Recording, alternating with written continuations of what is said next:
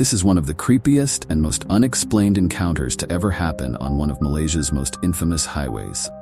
And it all starts when a man pulls over to rest late at night. A little after midnight, and Haris has been driving for hours on Malaysia's Karak Highway. Now, if you've never driven on Karak Highway, let me tell you, it's beautiful by day. Lush forests line the road, and it feels like you're driving through nature itself. But when the sun goes down, the highway takes on a completely different vibe. It's desolate, isolated, and most of all, dark. The only light comes from your car's headlights, and the trees that were so welcoming in daylight now look like towering shadows, reaching out to grab you. Haris was exhausted. He had left Kuala Lumpur earlier that evening, intending to make the long drive home in one go. His eyes were getting heavy, and he knew he had to pull over for a break. He spotted a rest stop ahead, barely lit by a couple of flickering street lamps. Didn't look like much, but it would do. So he pulls in.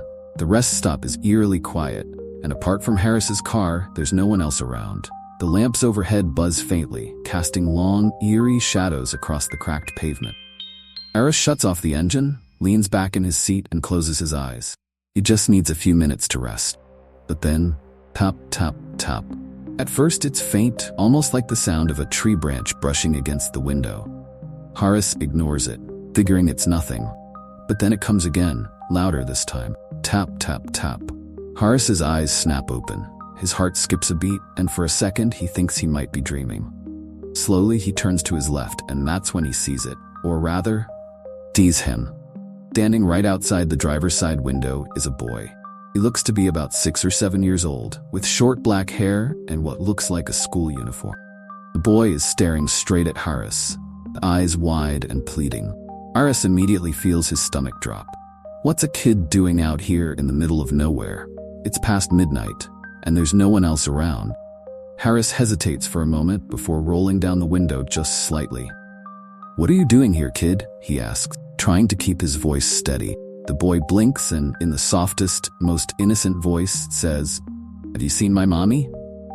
Now, if that isn't creepy enough, imagine the situation Haris is in. He's miles away from any major town, parked at a deserted rest stop in the dead of night, and this child just appeared out of nowhere. Haris feels a shiver run down his spine, but he tells himself it's just a lost kid.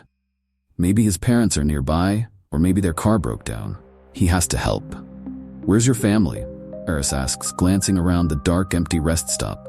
But there's no one. No car, no people. Just this boy standing all alone. Once again, the boy looks up at him, eyes wide, and says, "You seen my mommy?" That's when Haris notices something odd. The boy hasn't moved, not an inch. He's just standing there, staring, repeating the same question like a broken record. And that's when the unease starts to sink in. Deep down, Haris knows something is very, very wrong. His gut is screaming at him to leave. He quickly rolls up the window, locks the doors, and fumbles for the ignition. The engine roars to life, and Haris floors the gas pedal, speeding out of the rest stop. His heart is pounding, and he's trying to rationalize what just happened. Maybe the boy's family is nearby. Maybe they'll come back for him. But then, as he glances in the rearview mirror, his blood runs cold. The boy is running alongside his car, and he's keeping up perfectly.